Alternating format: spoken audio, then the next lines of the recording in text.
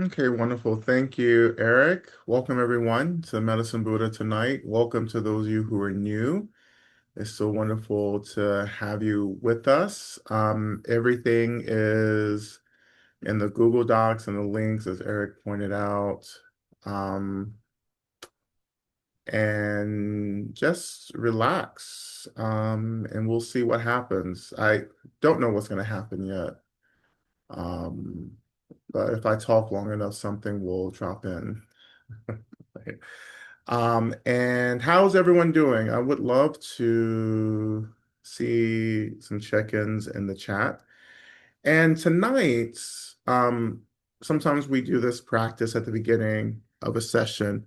We'll do it again tonight. I want you to also, I would love to see who you are practicing for tonight or this morning, wherever you are in the world. Shout out to the Australians. I'll be there in November. It's going to be real fun. There's an Australian contingent in the community as well, so um, I'll see you all at the end of the year.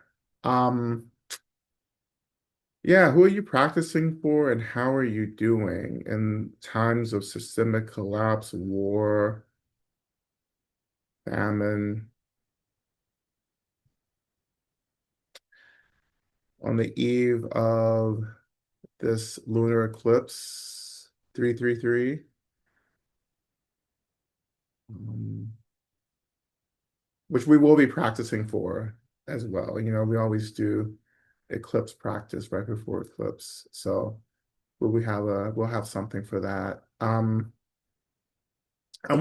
practicing for our friends in the UK, the members of our community in the UK, one of whom, Nico, who is transitioning right now.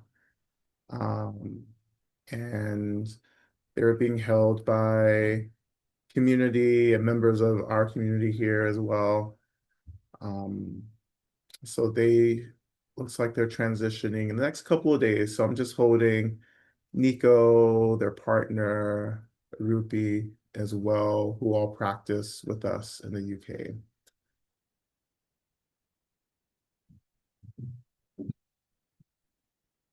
Just looking at some of the sharings here. Just deep grief for Iran. Yeah.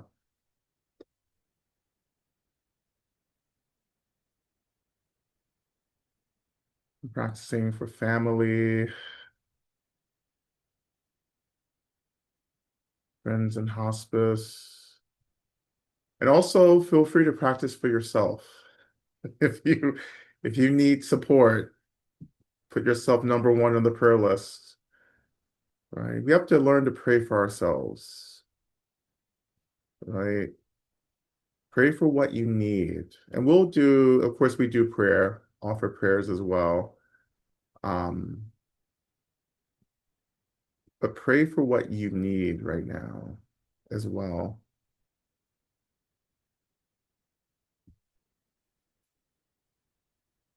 Practicing for all beings. Yeah. Practicing for Lisa, who transitioned on Friday. Practicing for anyone who's trying to challenging to feel represented in Sangha.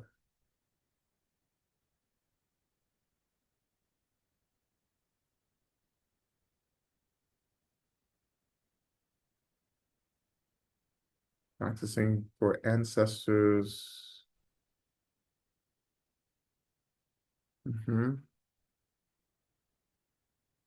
I think it's important to, connected to this, to recognize that even though this moment feels like a very depleted time, right, it is still at the same time quite resource, right?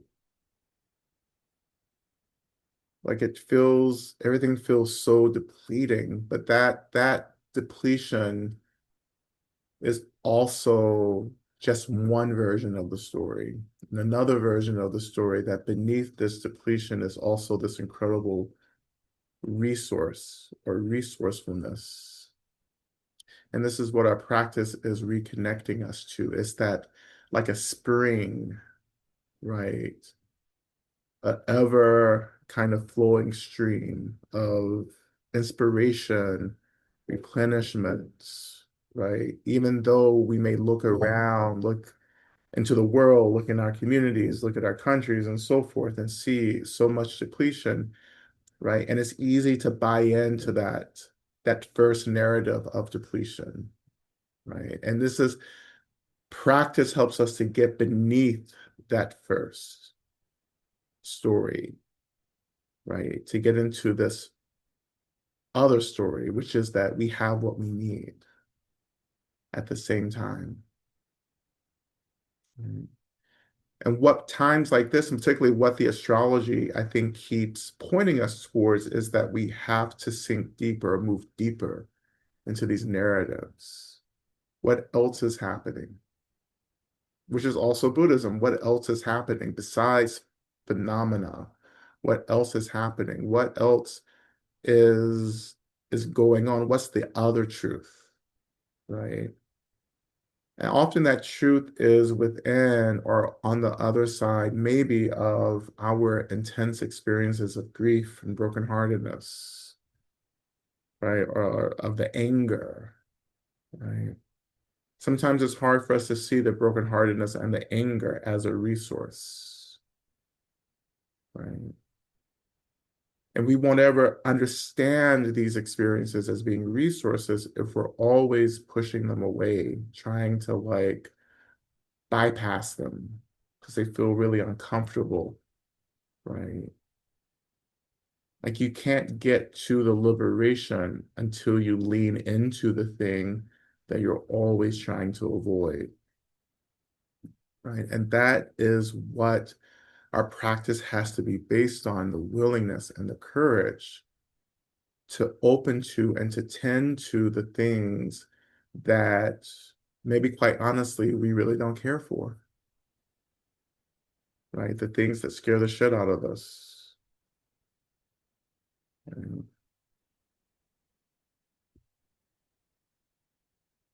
So in our practice tonight, what would it feel like just to open to this, to this spring, this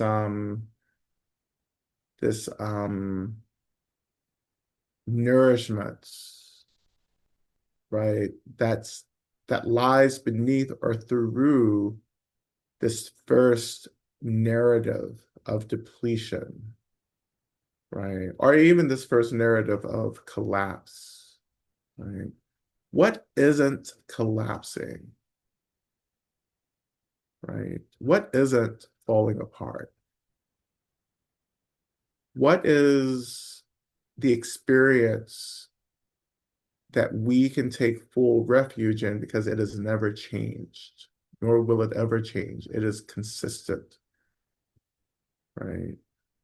In the universe, there is such a thing as permanence, but we don't get that so much in this experience of samsara, right? But the nature of our minds is consistent, permanent, right? It is the stillness at the heart of everything. It is the stillness at the heart of what we perceive as chaos. Right? And you can't get to that stillness until you learn how to tend to the chaos. Tending to the chaos, like all the ways we practice, is really about paying attention, noticing, telling the truth about what's happening, letting go of reactivity and just experiencing what the thing is.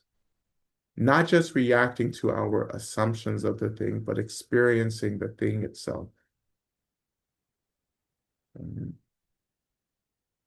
And as we experience, right, we feel our way into the real truth of things. We feel our way. We don't think our way We don't fake our way, we feel our way into the stillness at the heart of all phenomena, the stillness which is the very nature of our minds, which in fact is the nature of all phenomena. There is nothing whose nature is not that of emptiness and space, energy, right, holding everything, or actually energy being everything that arises within this emptiness and spaciousness. Even this moment right now, right, in this moment of war, right, as we enter into yet another war that none of us have chosen, right, even in this moment, there is the real truth of liberation, right? But that means you have to confront, hold, tend to everything that comes along or arises with, right, the violence that we're experiencing and seeing. Right?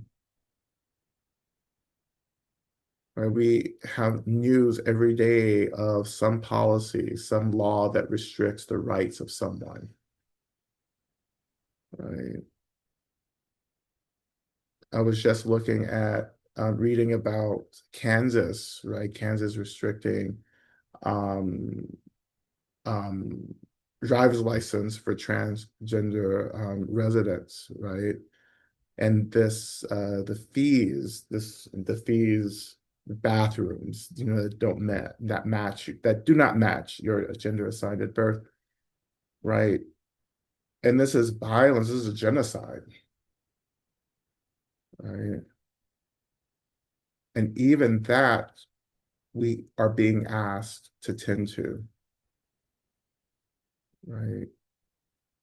Especially when it directly harms all of us, right? Any policy that doesn't allow one group to be free actually doesn't allow any of us to be free, right? So this is all of our struggle.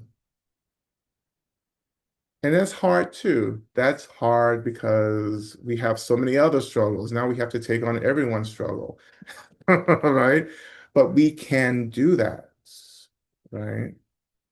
And we've been talking about it in all the spaces, I think, for the past 2 weeks. I think this has been a question that we've been processing, right? How do you show up in the world, feeling the world as it is, feeling the collapse, feeling the suffering, feeling everything, the loneliness, the anger, and everything? How do you feel that, right? And I think one way we do this is first understanding that, like, we can't take everything so personal, right? When I say personal, right, I mean that we can't just fix everything around the sense of I. Like there has to be space. The sense of I, ego can't hold everything. If we try to do that, then we're not gonna survive.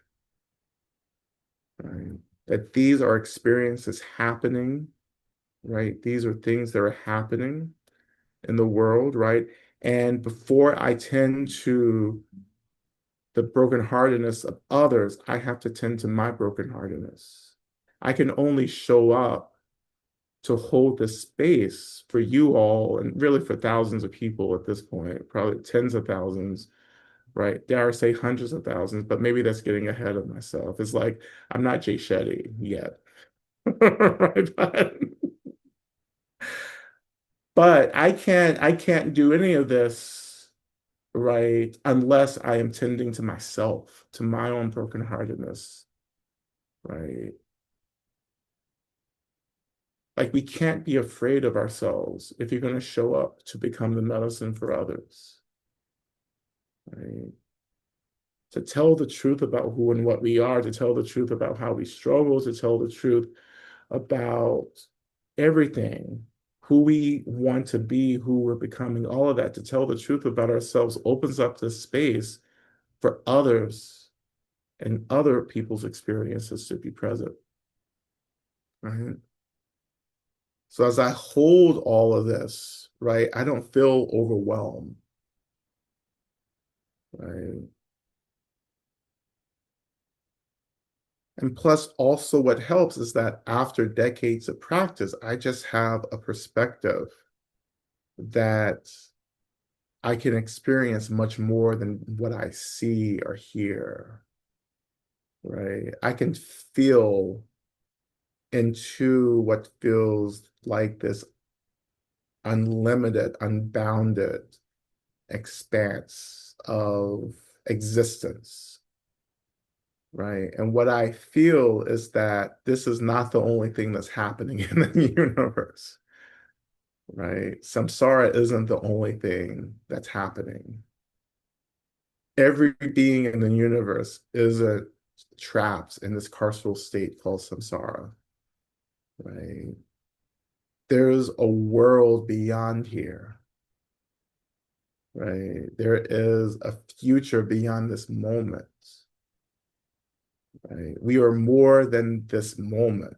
We're more than our bodies. We're more than just this particular pinpoint in existence. We transcend this pinpoint, and this is what Dharma is actually helping us to remember that we are expansive fluid, unbounded. We are unlimited, right? But our suffering comes from this misbelief that somehow we are quite limited, that what you feel, what you see, what you're experiencing in your body is it, right? And that's the lie that we have to transcend in our practice. You're more than this.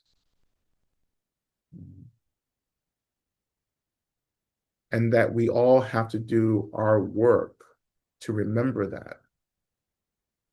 Right? And in a real way, there's a fairness here. We talk about, you know, um, I talk about how, you'll get free before you get justice, but there's a cosmic justice always happening. You put in the work to get free and you get free. There it is, right? Like you do the practice and you keep doing it over and over and over and over again, life after life after life, and you build this capacity to remember that you're more than the struggle, you're more than these endless rounds and samsara, right? And when you start remembering that, then you remember your agency where you're able to say, you know what, I don't have to do this shit anymore, right? I don't have to keep choosing the same old suffering because that's all I know or because it feels familiar, because you're remembering something else. Now you're remembering a different experience that is outside of this rigidity, the suffering. And the remembrance is slow, and it's also methodical, right? You just don't skip to the remembrance, you go through a process, right? We work the program, as I like to say, right? And you only get from the program what you have put in, right? And all these years and decades of, for me, working through all this trauma and this heartbreak and this anger and all this confusion, right? Putting in this intense effort, right? While, in my life, as I'm noticing, while all of my friends, right, were like off, working and building careers and buying houses and having kids and now having grandkids, actually. I have friends my age as grandparents, right? Like you and I, a couple of weeks ago, I just kind of like took a break and I did this huge reflection. I was like, oh, like I spent all these years practicing, right? Trying to get free, trying to enter into this part of my life where like I'm not overwhelmed by the trauma, right? By the anger, right? And now so many of my friends are like, okay, what did you do? Because I'm ready for what you've been doing. You know? And I'm like, yeah, I'm ready for a house. Actually, let's trade. I give you your practice, you give me your house, you know? And it was worth it. I say all that because it's like I am only experiencing what I have put in. Like it's not magic in that way, that it doesn't make sense, right? Or that there's some mystical, explanation to it. No, it's just like you put the labor in and you get clarity back, right? It just doesn't happen, right? And this is why I tell you to never give up on your practice, right? Because if you don't give up on your practice won't give up on you. And I guarantee you that's the law. That's the cosmic law, right? Because not to give up on your practice means that you're not giving up on your memory, the memory. Like you're keeping the memory alive, right? Or as Jesse Jackson used to say, you keep hope alive, right? But all that's happening, you're keeping hope alive, you're keeping the vision alive, you're keeping the memory alive. And the more you devote yourself to the memory, the more you begin to remember, right? You begin to remember that there's much more happening than the chaos, than the war, than the loneliness, or the struggle to survive, right? There's more than this. And Dharma is asking us to open to what else is happening. Not just what we think is happening, but what else is happening, right? And practices like this, like Muslim Buddha, take us there, right? But you have to trust and you have to open to the abundance, right? There is abundance. In practice, there is always abundance, right? And that abundance is often in the heart of the things that scare us to death, right? And this isn't supposed to be easy for anyone, right? Like it's not supposed to be easy. Remembering isn't easy, especially when you've become so attached to this narrative and you think that, oh, this is who I am, all of this, you know, this body, all of these identities, this is who I am. It's not actually who you are. It is an expression of one aspect of you, but it's not who you are. It's definitely not what you are. Right? So we keep remembering this. And so as we kind of start moving into our practice, right, I want to just offer you just a quick question. This isn't for us to share in the chat, but this is just a question to kind of get the practice going. But what are you ready to let go of, right? And this is to honor the eclipse as well. What are you ready to let go of, right? What's the version of yourself that it's time to retire it. It's time to let it go, right? What are you struggling with that you don't need to be struggling with anymore? Whose work are you doing that you don't need to be doing? Right? This is what we're going to offer into our practice.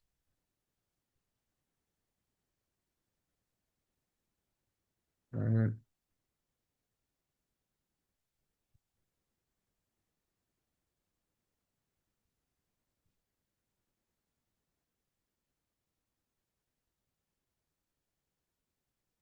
I see, Lucy, you say, I'm scared of my heart breaking.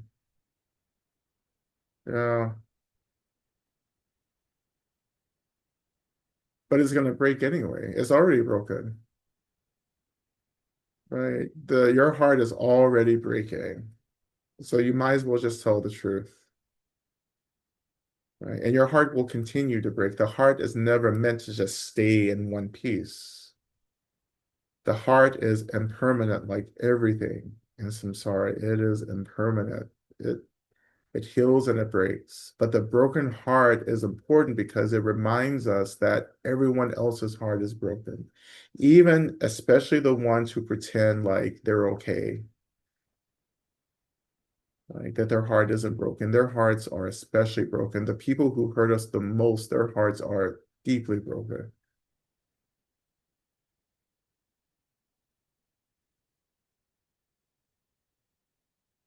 And that's, you're not the only one. We are not the only ones, right? The Buddha taught us old age, sickness, death, right? Suffering, all of that.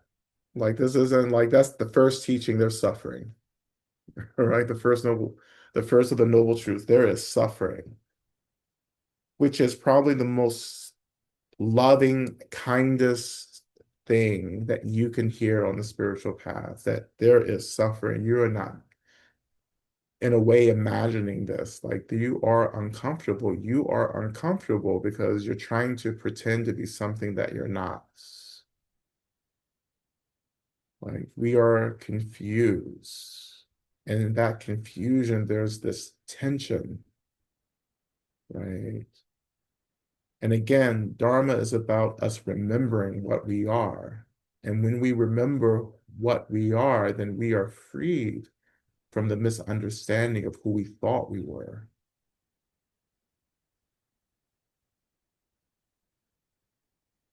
So having that reflection, right, we'll just start easing into the practice, right? And just starting, just this time with the seats, noticing the weight of your body, the seat rising to hold you. Right? Feel yourself being held. This is why I do this, start practice off like this. Let's find a sense of grounding, right? Let's let the body be present with us in our practice. Because there's no liberation without our bodies either. We can't bypass our bodies to get free.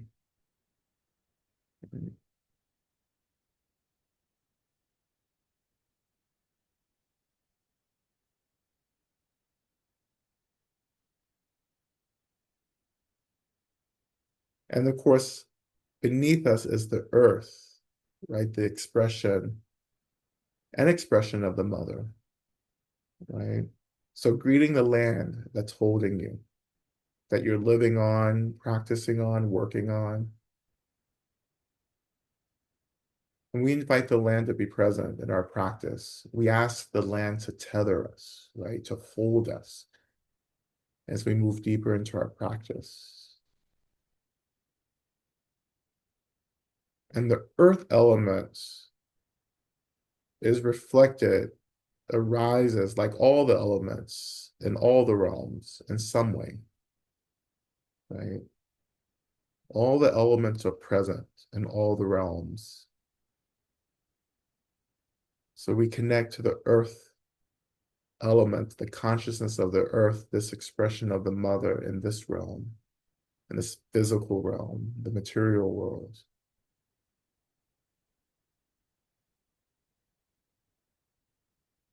Then we shift our attention and we acknowledge the space above us, the space that is symbolized by sky, expansion, boundlessness, which we can call the sacred Father, one expression of the Father.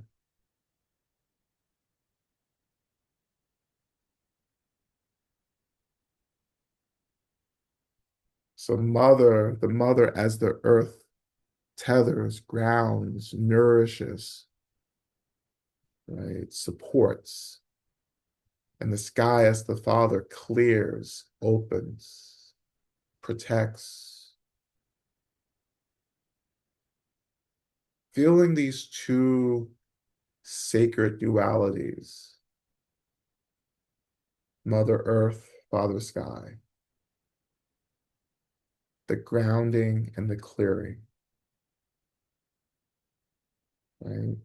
So to feel the rootedness from the earth, to feel the expansion of the sky, like you're a tree, right? So you're planted and you're extending up, and your branches and everything extends out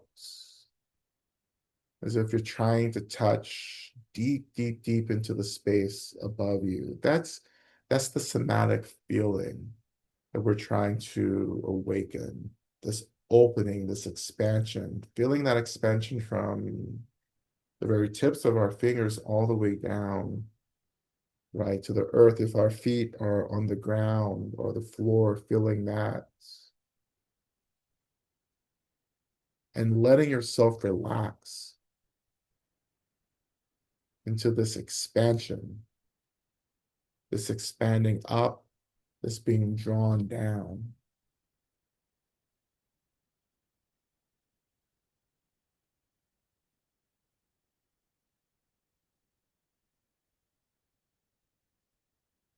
And we remember the intention of our practice now, that we are practicing to get free and to help others get free,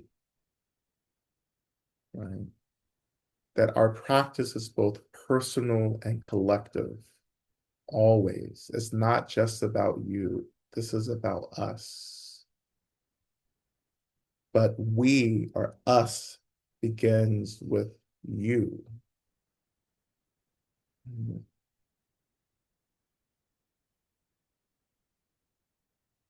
And we call to all the spirits, the Buddhas, the Bodhisattvas, the Yidams, the Dharma protectors, all of the benevolent ancestors, benevolent spirits, all the beings of light, all the beings in the universe, all the beings in existence, really, who love us and who want us to be free. We call to them.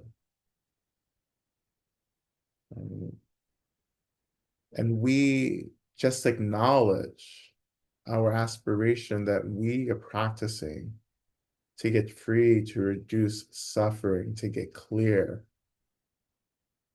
And as this happens for us, we become that same medicine for others. You don't have to think about it. I think this is what maybe scares some of us when we talk about becoming the medicine, right? You don't have to be afraid of becoming the medicine for others because you will have already become the medicine for yourself. You're just pouring the same medicine for others. You're not doing anything differently, right? The love, the care, the attention that you may receive from me first comes from how I tend to myself. I offer myself the same love, care, and attention. And I'm just sharing that with you.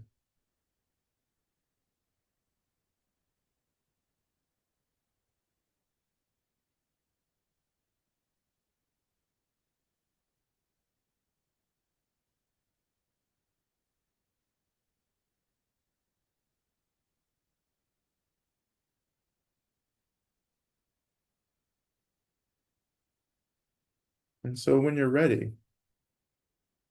we're going to continue by calling in all of our benefactors. We can move through the seven homecomings practice if you know that and have that, or we just go through it bit by bit as well, right? So when we call in our benefactors, you're calling in all the beings in the universe who love you.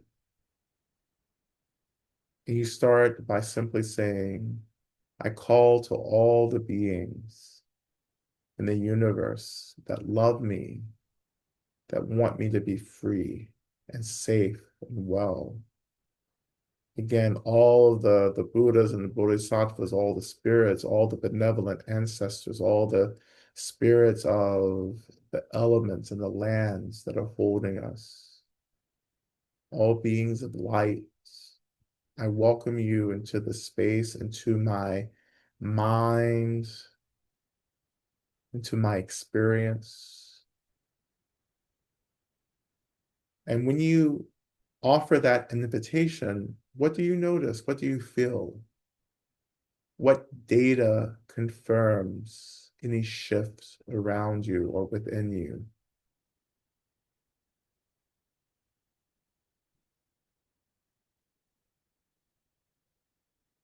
And you may not feel anything, and that's okay because I want to encourage you to trust the power of your voice, the power of your intention. That though you may not feel anything, know that your voice, your aspirations, intentions are actually calling in these beings, these energies.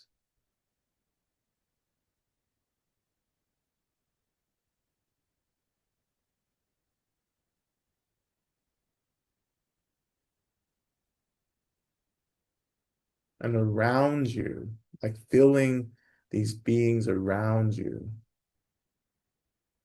imagining them around you, or just having trust, though you may not be able to sense them, that they are gathering around you and beginning to feel their radiance. And that energy that's radiating is their energy of deep care for us.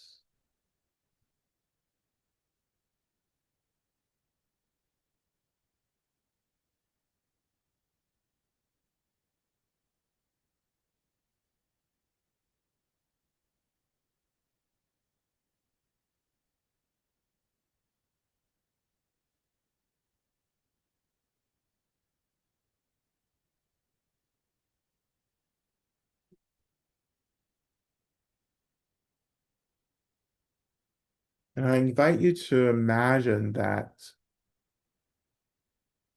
the radiance of all of these benefactors begin to concentrate into this ball of light above your head, right? Just a couple of inches above your head,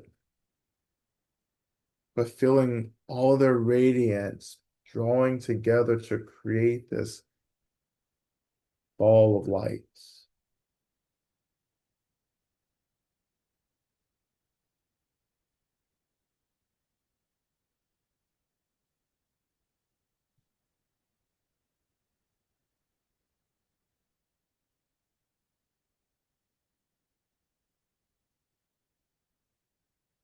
When you're ready, we'll turn our attention to our first mantra, our opening mantra, Om Minna Sangye Kino Soha. Medicine Buddha, please think of me. Look upon me, hold me, right? Whatever you need right now, I want you to ask for that in this mantra. You need to be seen. Maybe you need to be held. Maybe you need to be thought of. Whatever. And again, we begin by chanting Om, and then chanting the mantra 3 times, and then ending with Om. Okay? So we begin. Let's inhale. Om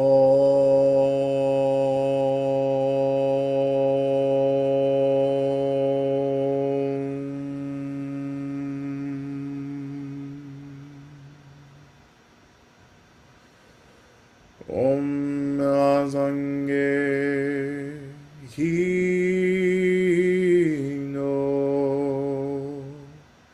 Soha.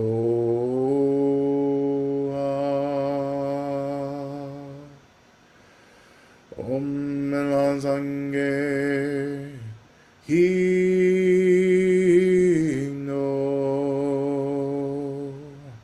Soha.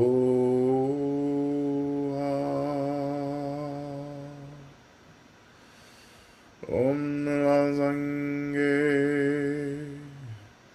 Hino Soha.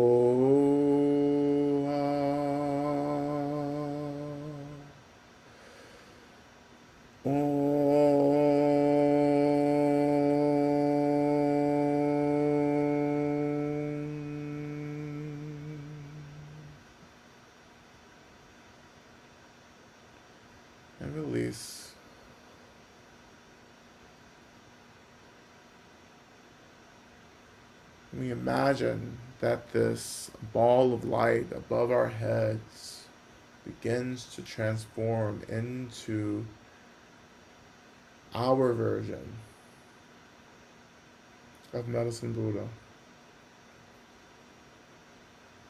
Who does Medicine Buddha need to be for you in your practice, and allow that ball of light to transform into that expression of Medicine Buddha?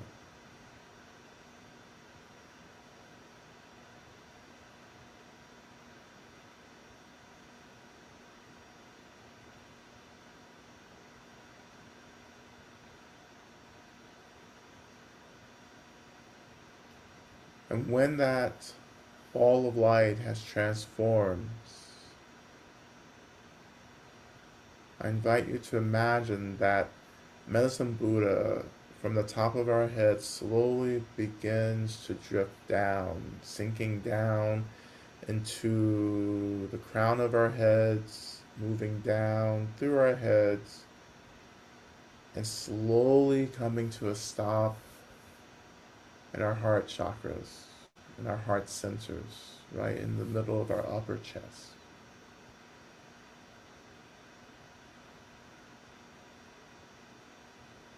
And as Medicine Buddha arrives in the heart center, we imagine that the heart chakra begins to activate, to awaken.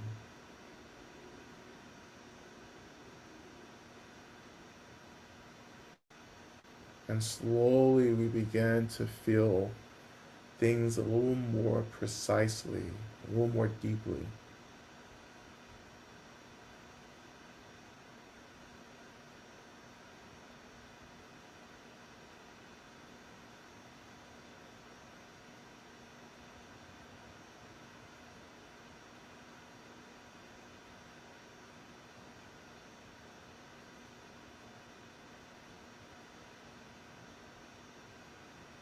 And then around us, returning our attention to the space around us, returning our attention to our benefactors, we imagine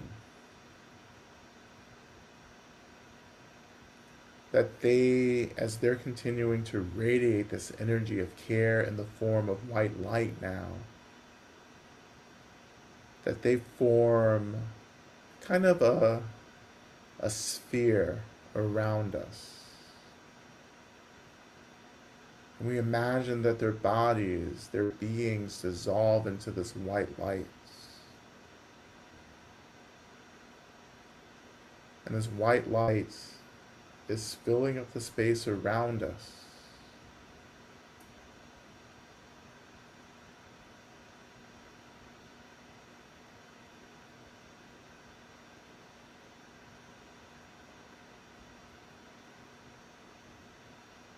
And so we imagine now that we are being held within this sphere of light, which we will transform now in our imaginations to the moon. So we are actually being held by the light, are being held within the heart of the moon.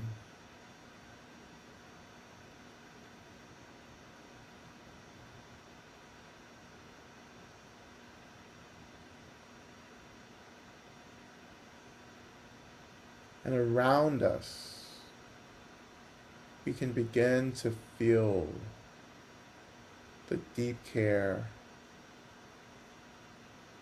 of Ma Tara,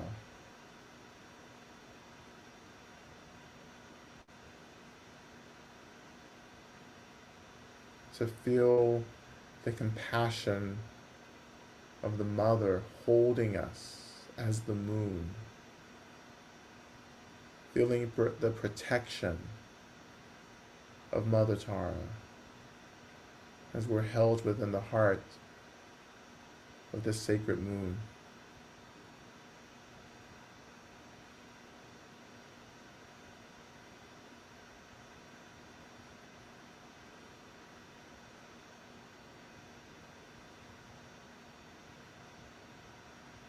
and returning our attention back to ourselves with Medicine Buddha still arising within our heart centers. I want you to return your attention back to the things that you're trying to let go of, the things that you need to release.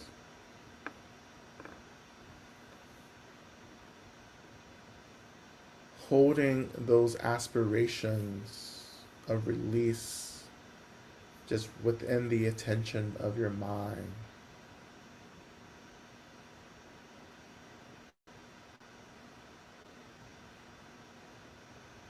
We begin to now imagine that Medicine Buddha from within our heart centers begins to radiate this soft white light.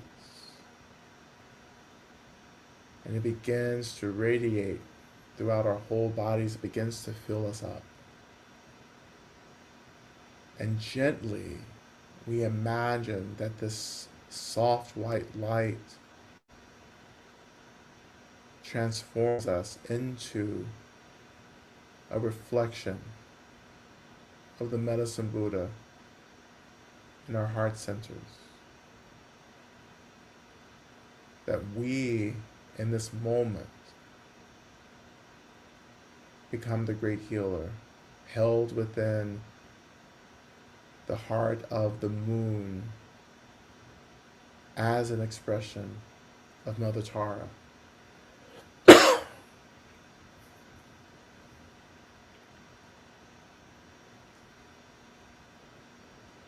And we imagine that these aspirations, what we need to let go of, that we imagine that these aspirations begin to dissolve into the emptiness of our being, as we are now expressions of Medicine Buddha, the great healer.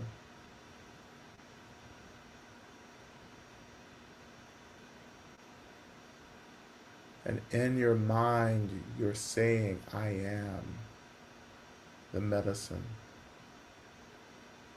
I am the medicine.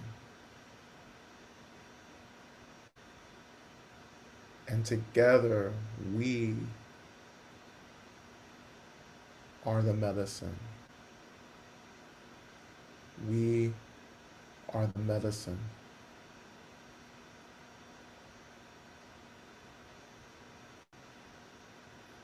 And so when you're ready, we begin to transition into Medicine Buddha's main mantra, Teyata, Bekenze, Maha Bekenze, Rasa, Sumungate, Soha.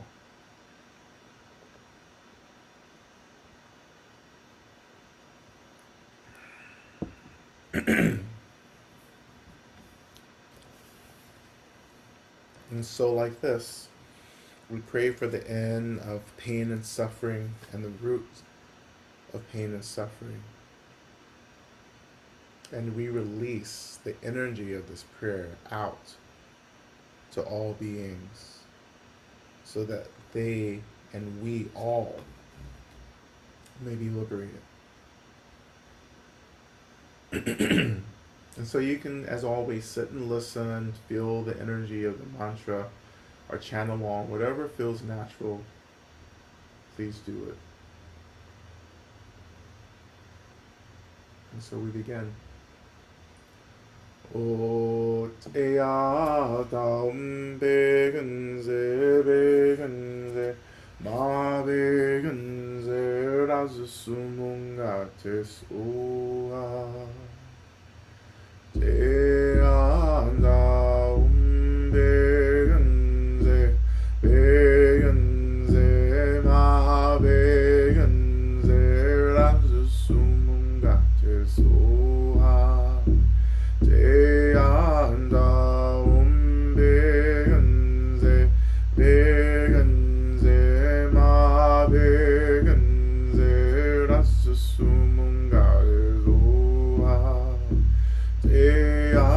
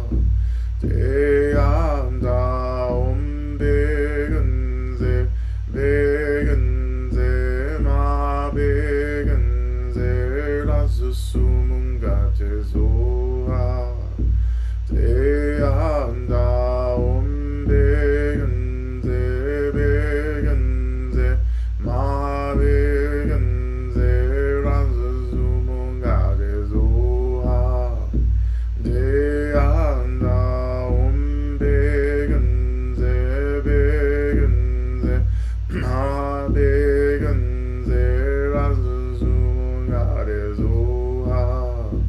they anda begun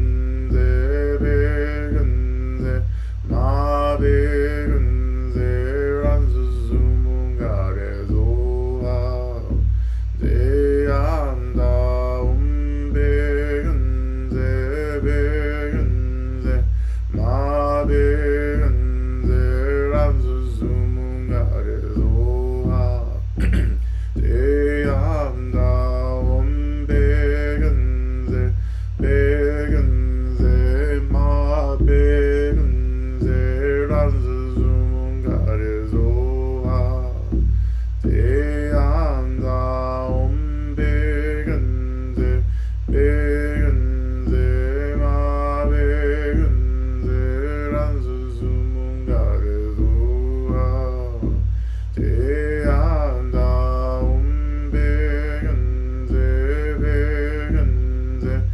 ma begunze razuzum garezoa te anda begunze ma begunze razuzum garezoa te anda begunze ma begunze te anda begunze ma begunze ranzuzum garezoa te anda begunze ma begunze ranzuzum garezoa te anda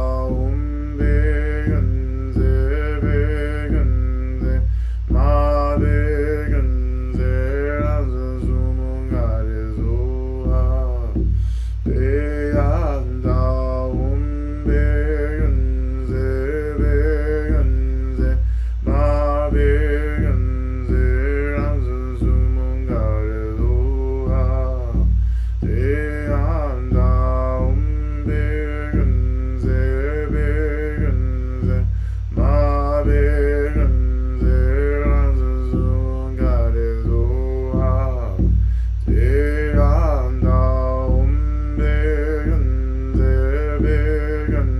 te anda begunze ma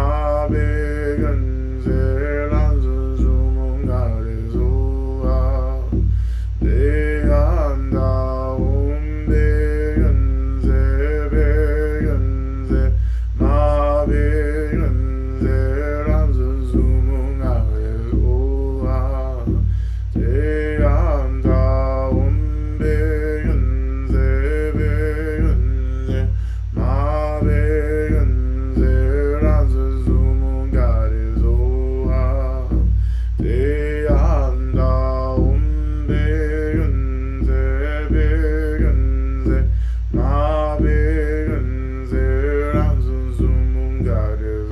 begunze ma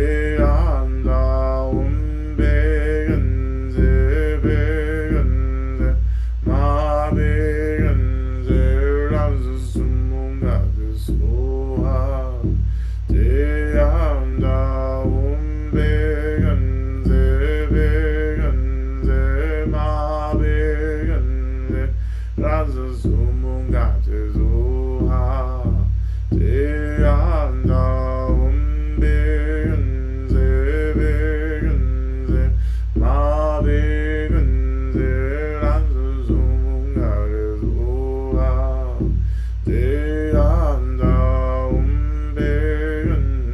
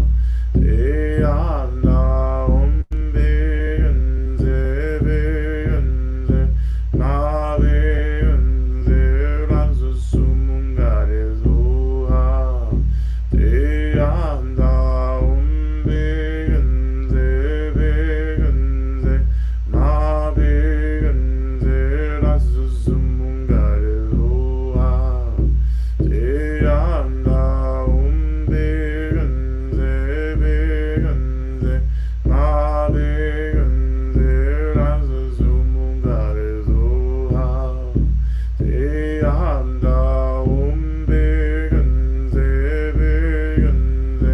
ma begense ransusumungaresuha te anda umbegense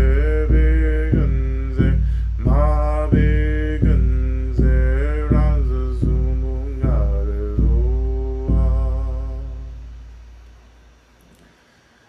Now turning attention to the prayer request, again we call the attention of all the Buddhas, Bodhisattvas, Yidams, Dharma protectors, all beings of light, all benevolent ancestors, all spirits in the universe and all of existence who love us, who want us to be free. We call your attention and we offer these sacred prayers. And we pray that you work on our behalf to fulfill these prayers and also bless us so that we may also do what we can to bring about the fruition of these prayers. We pray for peace breaking out everywhere now. Prayers for new housing that is even better than I can imagine after being displaced by development and having moved 3 times in 2 years. Prayers for Sean's mother, Andy, who was just diagnosed with lung cancer and is in the hospital. Prayers of gratitude and support for Lama Rod and his team that they have all they need to continue their work in the world. Prayers for human and more than human populations suffering under oppression, war, violence, lack of resources, that they know they are held and supported in love and not alone. Prayers of gratitude for the clarity, resourcefulness, and fortitude I prayed for. Prayers for confidence that I am and we all are held in love and being protected. Prayers for the proposal to be accepted as is with no adverse effects on related and unrelated aspects of work. Prayers for support, protection, and holding of J and A throughout their move over the coming months. Prayers for N and R to be safe, healthy, and well. May they both be free, SAP. Prayers for protection and for strict adherence to confidentiality. Prayers for myself as well as humanity, other creatures, and the earth. Prayers for joy, for lightness. Prayers for JLRT to have what he needs. Prayers for Jay as she grieves and recalibrates. Prayers for Vivi and Marcy and Fofo. Prayers of gratitude for my guides, to all the Buddhas and Bodhisattvas. May my angels, as well as my angels and my protectors. Prayers for the healing of my insomnia. Prayers for full health of limbs, lungs, and heart. Prayers and gratitude for feeling liberation from lifelong attachments. Prayers of balance of approach in the work and the work I must do. Prayers for sweet Donna who transitioned today. May she be met by helpful beings. May she not be stuck. May she experience the joy of liberation. Prayers for Irina and her baby who just lost her daddy. Prayers for Jessica and Cara, both fighting cancer. Prayers for Kathy, Melissa, Judith, Joy, and myself, Susan. May we all be free in the next breath. Ashayo. Prayers for JB to feel the love and support available to him. Prayers for all of us as our president moves his destruction of the U.S. to expand to the rest of the world. Prayers for relief of physical pain in my body as it ebbs and flows. May it leave my body, and may I welcome in ease and strength physically and spiritually. Prayers for relief from depression, anxiety, and addiction to kava. Prayers for A to heal from his illness. Prayers for Z to feel the support she longs for. Prayers for C to continue to build community and find new employment opportunities. Prayers for my community that our bonds as friends, neighbors, and defenders will continue to deepen. Prayers that I surrender to the clarity emerging in my life. Prayers for Cynthia. Prayers for trusting my path. Prayers for Joy, Sullivan, Adeline, and Bear. May they be blessed in all they do. My path is inspired and divine. Prayers for all mothers. Prayers for Iris as she enters Mexico to access healing. May she and Anka navigate with ease and protection. Prayers for all the people in Mexico affected by recent violence. May they find peace and may there be freedom, justice, and love for all Mexicans. Prayers for the lineage work of Lama Rod and his community. Prayers for my friend Ramani, who is alone too much. Prayers for my mother, who is in physical and emotional pain. Prayers for my father, who is recovering from surgery. Prayers for all who feel alone, who need friends and community. Prayers for C, who is being steadfast and strong in dealing with post-concussion syndrome, but who is currently in another unhoused transition and deeply destabilized. Prayers for all who feel frustrated and are looking for a way in this world. Prayers for all who are out of patience, that they may find patience. Continued prayers for Ricky Jorna as he transitions into his family. Prayers for A, who has shingles and just learned that her beloved nephew has been deployed to the war in Iraq. Prayers for David and quadruple bypass surgery next week and his wife. Janine, prayers for myself that so many worries and physical challenges as I'm blocked a true sense of being connected to the ancestors for all the love in the universe and to the practice and community. Practice prayers for myself and my grounding and rest through deep upheaval and sensitivity. Prayers for my housing situation and work situation that I may find both calm my and may both and calm my nervous system. Prayers that I'm able to overcome my anxiety and depression and find work that I am aligned with. Prayers for my heart to feel loved and connected by all the beings seen and unseen who wish for my well-being and liberation to ease my loneliness and heartbreak. Prayers for A's who are having surgery in a few days to remove cancerous limb. For J who is experiencing a lot of change in mental health issues. For B who is grieving Iran. And for S who is experiencing housing and financial insecurity. Prayers for Palestine, Iran, Sudan, Congo, Ukraine, and anyone experiencing violence and oppression. Prayers of prosperity and abundance for Ecstasis and Kiandra, and who are taking a brave leap and practicing collective liberation. Prayers for the healing of my ancestral lineage. Prayers that I am able to rest. Prayers that I can be free of my shame and insecurity. Prayers that I get a meaningful job that aligns with the Dharma as soon as possible. Prayers for L, M, and N. Prayers for healing for the world. I feel like I can't take any more with this new war. I know, as usual, things will always get worse before things get better. I'll keep holding on. Ashe. Prayers that I can be healed and resourced enough to do the work. Prayers for Laith to make a full recovery and gain good health soon. Prayers for Laith to get free from the family beings without them causing any more hardship in Laith's life. Prayers for those impacted by changing work requirements for SNAP. May all beings have the food, shelter, and nourishment they need. Prayers for all those displaced all over the world by bombs, by hate, by illusions of power. Prayers for the narrow minds and misguided hearts of those that cast the first blow without remorse. Prayers for the children and most vulnerable in these systems of oppression and violence. Prayers for our society confused by artificial intelligence. May we stay connected to our soul and spirit fighting with technology. Prayers for healing my capacity for connection, doing, discomfort to experience attachment and love. And I continue to pray for Nico's peaceful transition into the Bardo, for the deep care of Ruby and all of their community coming together to support this transition. I continue to pray for the healing of my mother and my aunts, for the well-being of all the elders, the elders in my life and the elders that are really holding communities together right now. We continue to pray for all those who are transitioning back into the Bardo and the spirit world. May they have everything that they need, and may they continue their work and their journey to get completely free. We continue to pray for the complete abolition of all systems of violence, harm, war, manipulation, and everything that keeps all of us from remembering who and what we are. May we all remember our awakened nature as quickly as possible. May we become the medicine Buddha. May we become the medicine that all beings need to get free. May this be so as quickly as possible. We offer these prayers to our benefactors. And again, we pray that our benefactors bless us, inspire us, show us how to be of benefit, how to become the medicine for all those around us, as we all continue to work and to struggle to bring about the new world, which really is already here. And we just simply need to realize that and to be in it. Returning our attention back to our practice as we enter into this final part of our practice, I invite you to imagine that you're radiating this energy of deep care into the world, and imagine that this radiance of energy becomes what people need, right? So you can think very specifically that my radiance is ending war, my radiance is ending the violence in Sudan and Palestine, my radiance is feeding everyone who is hungry and so forth. My radiance is abolishing all of these governments that perpetuate harm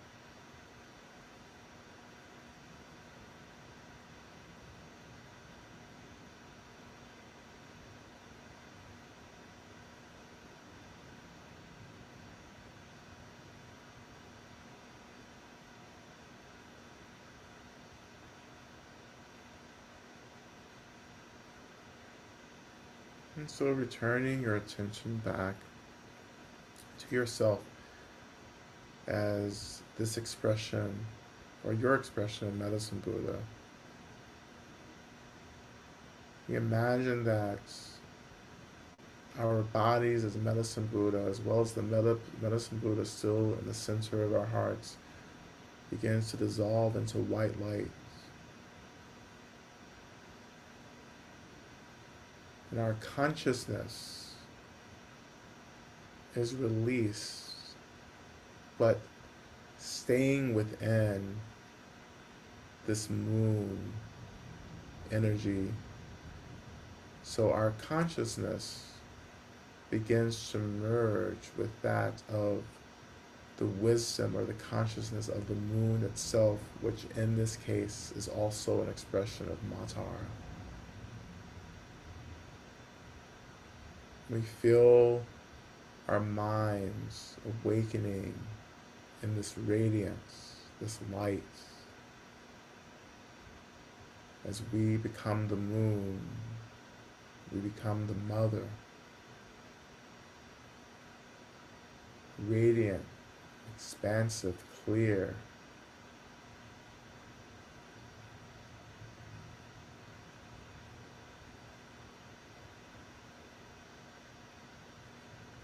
And in this radiance, we call in the protection that we need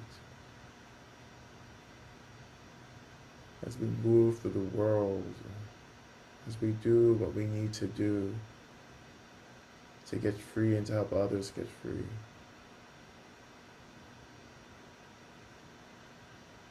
May we become both the medicine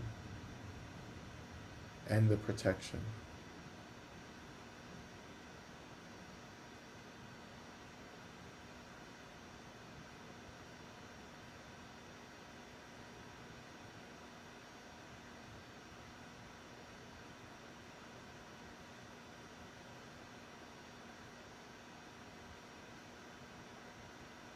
And now we even allow ourselves as the moon to dissolve into emptiness.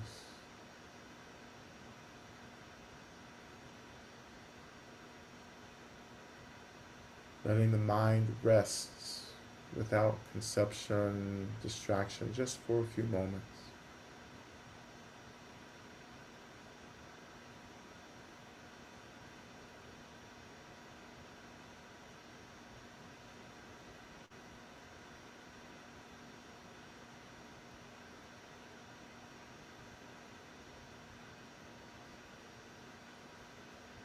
And so when you're ready, finding the seat again, allowing the weight of your body to come into focus, feeling the seat rising, holding you, allowing your consciousness to just pour back into your physical form, awakening your body once again, transitioning now into a few simple movements, slow movements to reawaken your body and to redistribute energy throughout the body in case it has gotten over-concentrated somewhere. Maybe moving through a few deep cleansing breaths, breathing into the nose, releasing out of your mouth.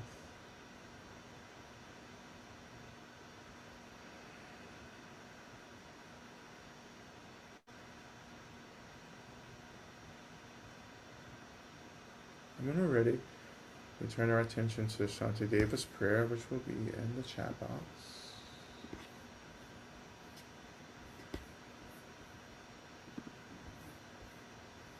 And we'll recite this 3 times.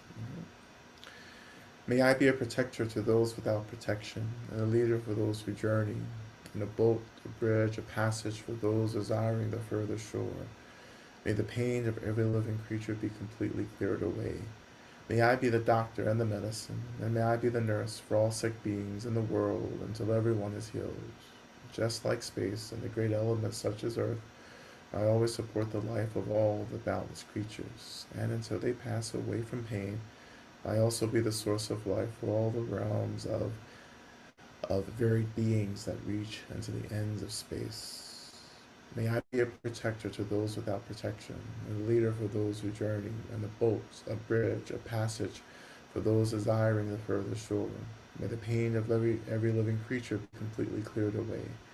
May I be the doctor and the medicine, and may I be the nurse for all sick beings in the world until everyone is healed. Just like space and the great elements such as earth, may I always support the life of all the boundless creatures, and until they pass away from pain, may I also be the source of life for all the realms of varied beings that reach into the ends of space. And finally, may I be a protector to those without protection, and a leader for those who journey, and a boat, a bridge, a passage for those desiring the further shore. May the pain of every living creature be completely cleared away. May I be the doctor and the medicine, and may I be the nurse for all sick beings in the world until everyone is healed. Just like space and the great elements such as earth, may I always support the life of all the boundless creatures. And until they pass away from pain, may I also be the source of life for all the realms of varied beings that reach into the ends of space.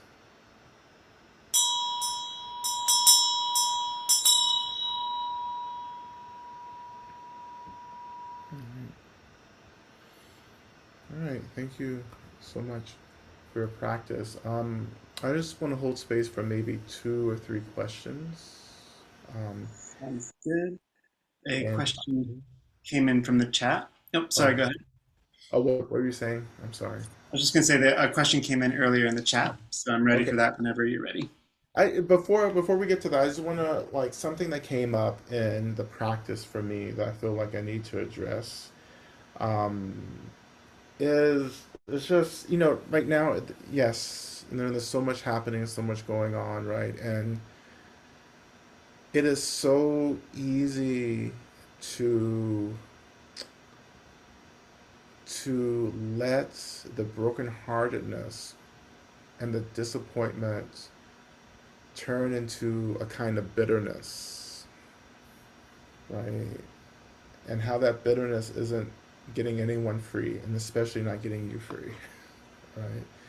I've talked about this before. I've talked about this, at different points where I feel like sometimes when things get really rough in the world, we get real bitter about things, and that bitterness gets expressed in certain ways.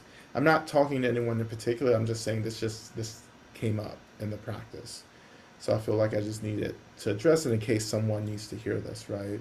But you have to tend to that bitterness, which is just hurt. It's the brokenheartedness, but the bitterness is this.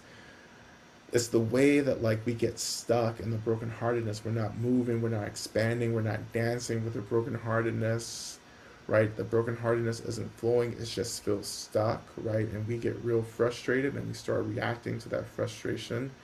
And sometimes it feels like we start attacking people around us, right? Without even knowing that we're attacking. But sometimes people's experience of us can feel aggressive because we're just stuck in the brokenheartedness and the disappointment, right? Um, and we have to tend to that. You have to tend to that brokenheartedness. You have to find the the, the gratitude and the joy somewhere to balance that brokenheartedness, and particularly to tend to the bitterness itself, right? And no one can do that but you, right? And your effort and your practice. Um, like you have to find, even as the world is collapsing, you have to find your joy. Right? And for me, this is ancestral wisdom, right? I come from people who only survive because we found our joy, right? And we continue to do so, right? Um, I live by this teaching. It's not right, but it's okay, right? Not everything is going to be just, and particularly in this realm, it's not. But there is a cosmic justice, which is called karma, right? But maybe we won't see the kind of justice that we want to see right now in this moment or ever in our lives, and that has to be okay, right? Um, yeah, it arises from all kinds of things, exhaustion, right? All of it, like, and it's just about us noticing that the thankfulness, the gratitude has kind of slipped out, right? And we're real mean. We get mean as fuck, right? I've been there, and I've done it, right? And it's not a good look, right? The brokenheartedness can be there, right? But the brokenheartedness is actually, if we tend to it, is actually teaching us how to soften, right? How to open to the broken hearts of everyone else around us, that we realize, yeah, we're not the only ones struggling for something. To be well, to be happy, to be safe, to be seen, to be whatever, you know? We all, as we used to say in church, right? We all have our cross to carry, right? But and this is not about comparing or anything like that, but we're all struggling in some way, right? And we have to remember that even the people who we think have the most privilege, the most dominance, are struggling, right? I know that's always hard. That's always hard for us, right? But that's the truth of it, right? And we always, when that thought of isolation arises, we have to say, I am not the only one. That has to be your mantra. I am not the only one going through this. I'm not the only one struggling. I'm not the only one that's pissed off. I'm not the only one who's dying. I'm not the only one who's growing older and struggling with aging. I'm not the only one who is confused, right? I'm not the only one, right? I'm not the only one. I'm not the only one, right?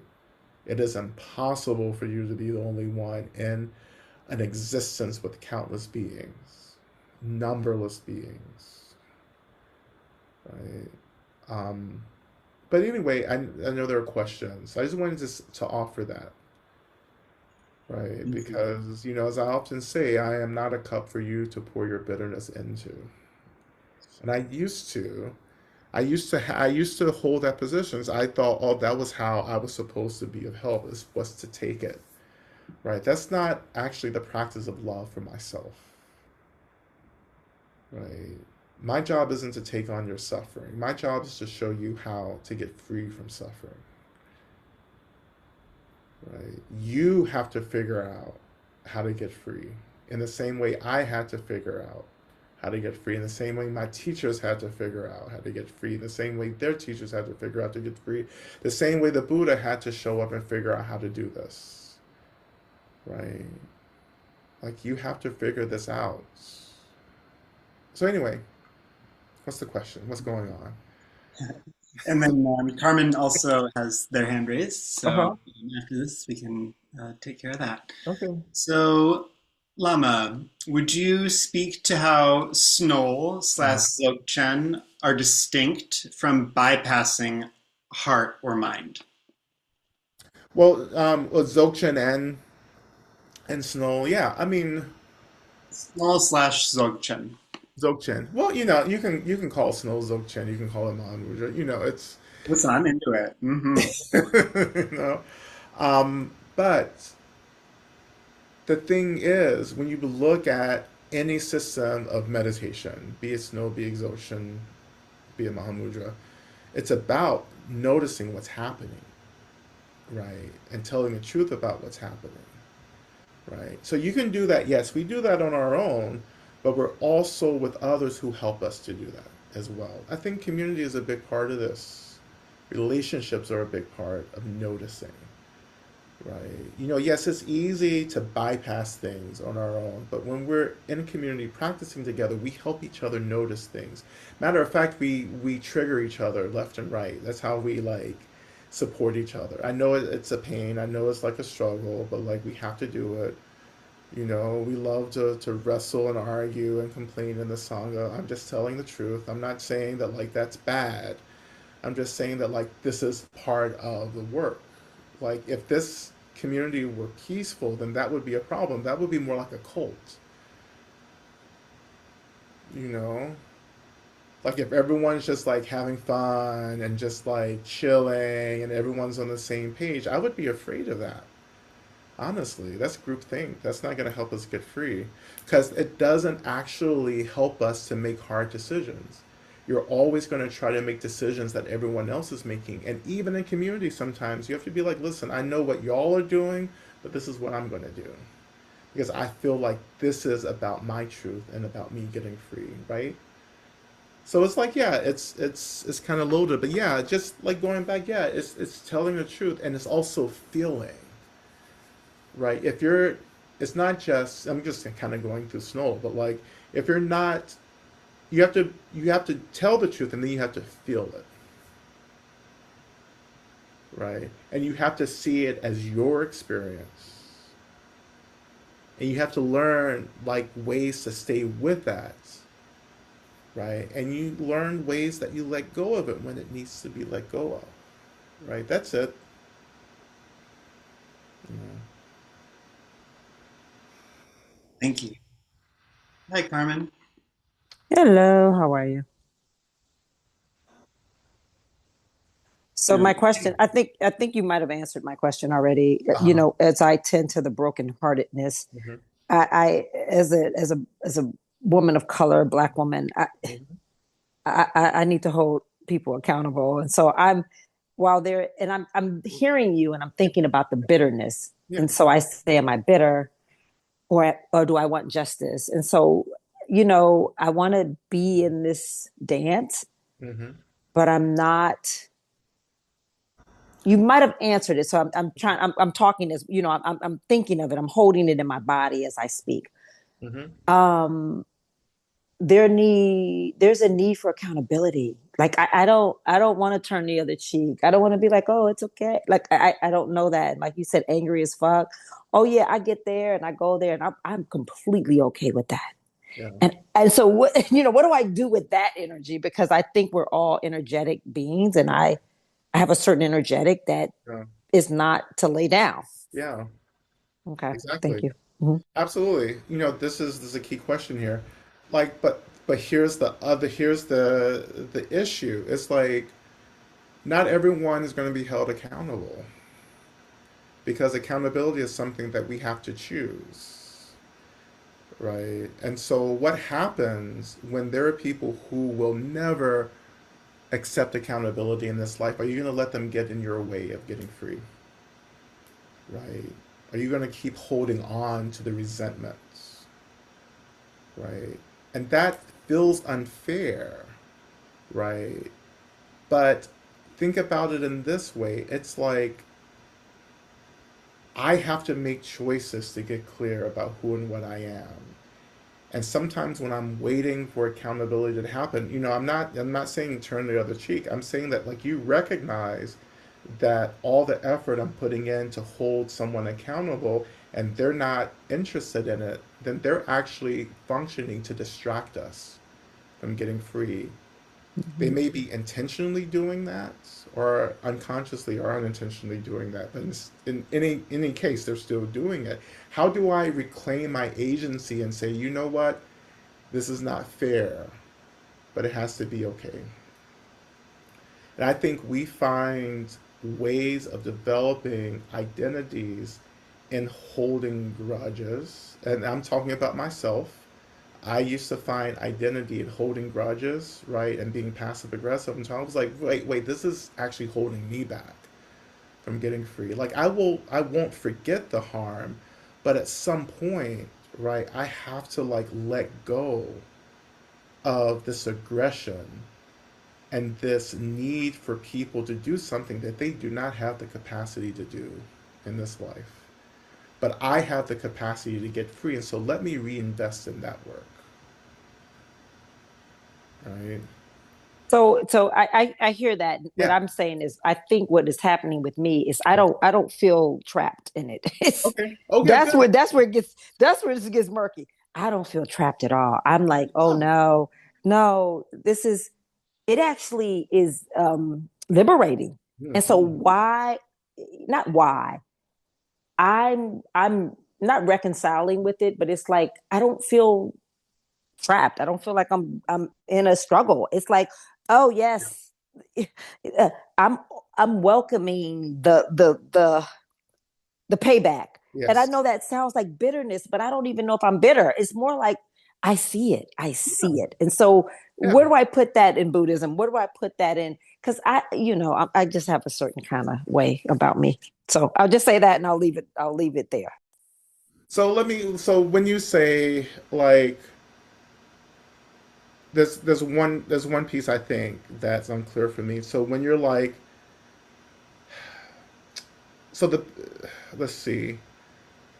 I think it's hard for me to articulate, but like what I'm feeling you saying is that you want like it's like you you're holding people accountable, but you're not attached to it. Is that what I'm hearing? Yes.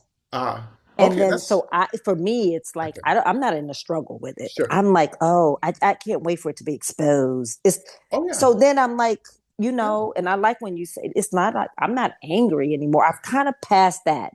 yeah, It's more like, oh, look at it. It's all, and I don't want to say I'm not at the place of empathy. yeah. It's like sympathy. It's like pity, and Yes, that's where I know that's not a good. I'm that's like, yeah. it's ridiculous. It's like that. It's like a pity, not for me, but for. So where does that go? Where do we put that? Well, yeah. Okay, so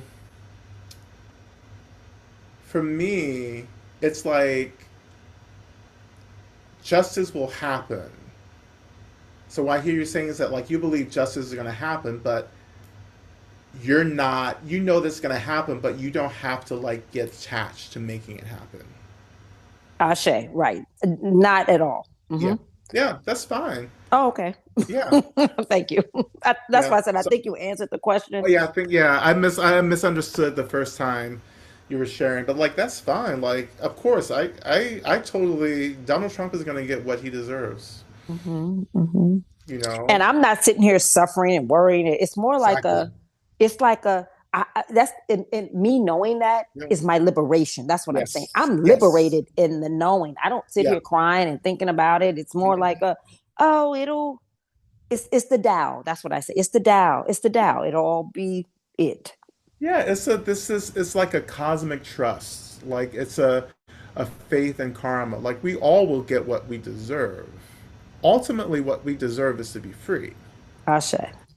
Right? Like that's what we ultimately deserve. However, we are creating karmas that we have to experience. We're creating energies that will have to come back to us to experience, to purify, right? That's gonna happen until we get ultimately free. So what you're simply saying is that you have a trust that that's gonna happen, so you don't get stuck with that. You can just keep being and keep moving on, right? But And that's okay. And that's okay. yeah, Thank yeah, I you. think that's fine. Yeah, because sometimes I struggle with the fact that I'm like, oh Mhm. yeah, is that okay? Yeah, And I know it in my body, but it's like I like to hear these talks, and it gives me more insight, and I don't want to hold on to a bitterness or an energy that makes me angry. yeah, I have other things to be angry about, yeah, and that's not yeah, one of them. But yeah, thank you for that. yeah, absolutely. Right. And just the only thing, just to wrap this up, right, it's just the only thing is that we can't celebrate like the ripening of negative karma for people, even though we will. So that's the contradiction. Yeah, no, no, no, no. And to your point, I wouldn't even celebrate it. It's just I Yeah. know it's the way nature works. Yeah. It's just like nature wins. Hmm. Nature will always win. So it's not even a Exactly. celebration. It's just like a knowing.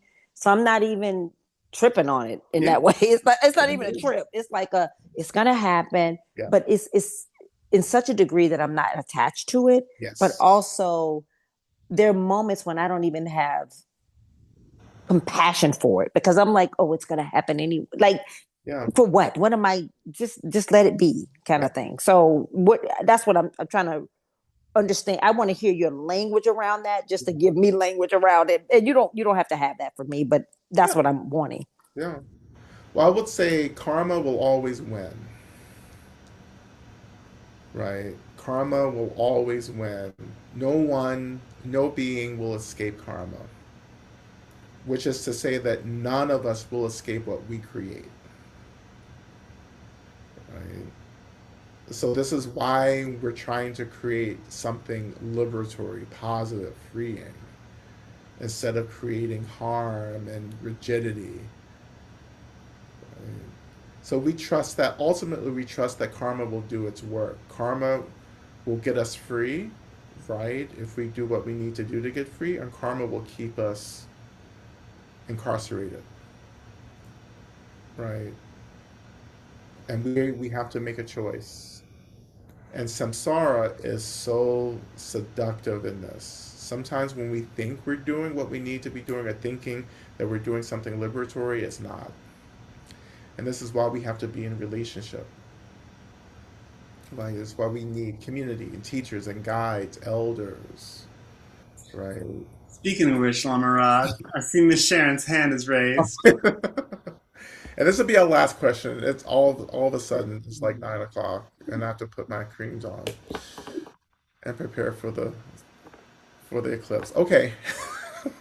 Yeah, What's up, dear Miss lady, Sharon? you put your creams on too long, Lama Rod. But when you were answering the previous question, um, something didn't butt it up against me, which is you said we're all going to get what we deserve, and Yes. ultimately we all deserve liberation. Mhm. Yeah. Um, I, I don't, between here and liberation, I don't want to get what I deserve. I want there to be grace. And so that I don't get what I deserve.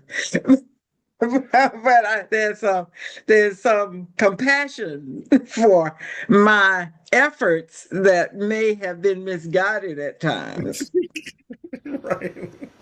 Well, it's so the intention, right? So the intention is very helpful, right? So we may be doing something that may create harm, but the intention may be more compassion, and that's going to like cut through, right? The impact of that, right? Um, Okay. but yeah, like if like again, like karma is very direct. Like we experience what we create, basically. That's it, right? And so this is why we do our I did a practice. lot of stuff before I knew it better. But that's the that's the like what's the word? Like that's samsara though, right? It doesn't matter if we don't know better, right? It's like we're still going to be held accountable. Like samsara isn't like the ideal justice system that says, "Oh, well, you didn't know, maybe we'll take into account." No, it's like I did this.